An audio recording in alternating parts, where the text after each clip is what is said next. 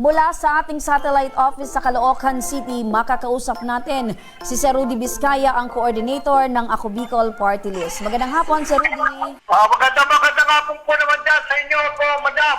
Ayan. Lalo po sa ating kababayan sa mga Kabikulan. Kasama mo ngayon si Edeline Villa Gracia at ang kanyang hinaing ay para sa kanyang dalawang anak na may iniindang mga sakit. Magandang hapon po sa inyo, Nanay. Magandang hapon din po. Apo, Nanay, kumusta po yung kalagayan po ng dalawa po ninyong anak? Yung isa ko pong anak kasi is may sakit po sa atay. Tapos yung isa po, operahan po kasi wala po siyang butas sa puwet. Yung isang anak nyo po, merong sakit sa atay. Yung isa po, ooperahan dahil walang butas ang puwet. Opo. Opo, eto pong mga sakit po ito, Nanay, ay talagang nakaka-bothered po bilang isang magulang. Matanong ko po sa inyo, dalawa po yung anak po ninyo, dalawa lang? Apat po sila, pero dalawa lang po yung may diagnosis po na may sakit. Opo. Nay, sa tingin nyo po, bakit po ganitong uri ng mga sakit po meron yung anak po ninyo? Sabi po kasi ng doktor, pambihirang sakit daw po ito na parang sa 10 bata, may isang batang tinatamaan, kaya hindi pa rin nila alam kung saan po siya nagmumula.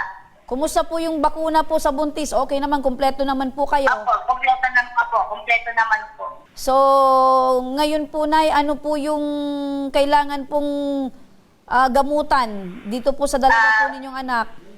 Ayun po, ngayon po kasi lumakad po ako ng papel po ng dalawa kong anak.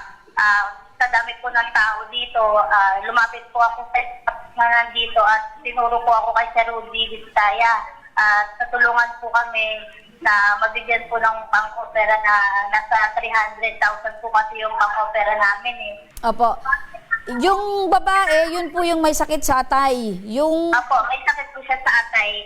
Bali, 2017 po siya na-diagnose na sira po yung atay niya. Tapos, kailangan lang po niya is liver transplant po.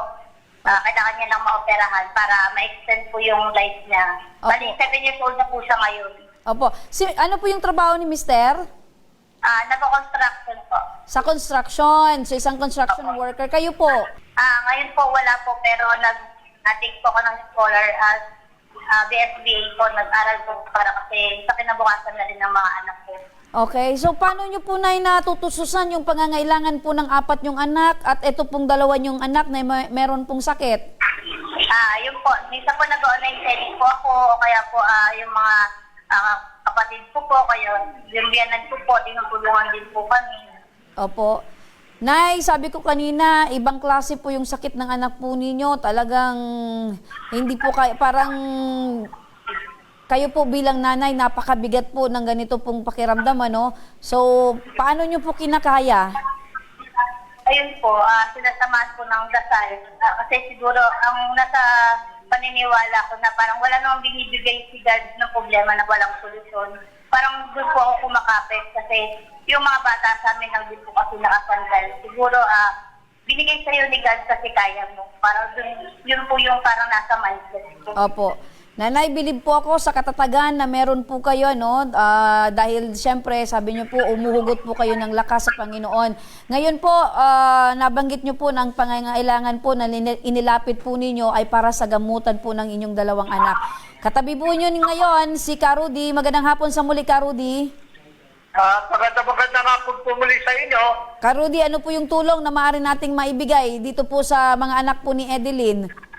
Ito nga po, kanina, itong bata nito, itong isang kababayan natin to, naglakas loob na, talagang pilit na pilit talagang lumapit sa akin para sabihin sa akin na ang kanyang mga anak ay may mga sakit.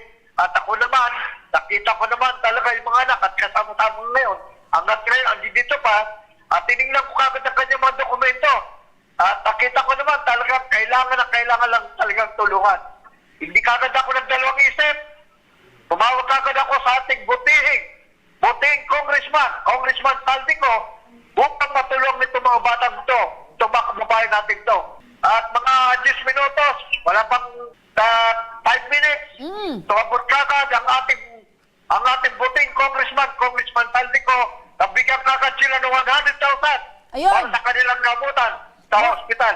100,000 ang ipinagkaloob ng Ako Bicol Party List ni Congressman Saldico dito sa 2 anak ni Nanay Edeline. Nanay! Opo. Napakinggan mo, 100,000 po Opo. worth of guarantee letter yung ibibigay po sa inyo. Opo. At nagpapasalamat po ako kay Congressman Saldi po. Kay Sir Rudy po, maraming salamat po. Malaking tulong po ito para sa dalawa ko pong anak. Opo. Ano po yung pakiramdam nyo ngayon, Nay? At least po, ano po yung paggamutan po ng anak ko ngayong buwan. Maraming salamat. Ayun. So, salamat din po, Nanay, ano, at pakatatag po kayo para po sa inyong mga anak. Mabuhay po kayo. Opo. Maraming salamat sa inyo din, Ka Rudy Vizcaya, ang coordinator ng Ako Bicol Party List. Maraming salamat din po sa inyo.